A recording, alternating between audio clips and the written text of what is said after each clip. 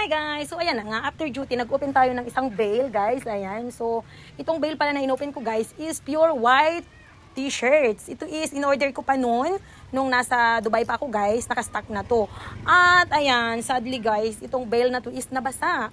So ayan, pinakita ko lang sa inyo guys na ang gaganda sana po ng laman, kaya lang po is totally nabasa siya. So nanilaw na siya, hindi ako sure guys kung matatanggal pa siya kahit ibabad ko. So ayan, parang sayang ulit ang ating capital. So, sinong related dyan?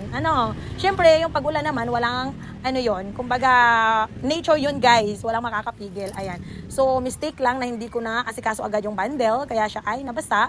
So, ayan, sayang ang ating puhunan. I think, dito sa bundle na to, hindi din maibabalik yung puhunan ko. Pero itatry ko pa rin, guys. Pero sure ako na hindi siya maibabalik. Ang gaganda sana, guys, kaya lang, madilaw na, tapos, hindi ko sure kung makukuha siya sa sa detergent. So try ko. Yun lang guys, i-share ko lang na sa business, hindi siya laging may kita. So talagang pinagdadaanan sa business lalo sa ukay-ukay guys kasi hindi tayo sure kung anong laman ng nasa loob, 'di ba? So sa palaran po talaga ang pag-try at pagbukas ng bale. So kung nakabukas ka ng magandang bale, so you are so lucky and blessed. Kung ikaw naman po ayan, katulad ko na nakapagbukas ng hindi okay na bale or kaya nabasa, ayan nga. So good luck next time. Ayan. So, laban lang guys. Ganyan talaga ang business.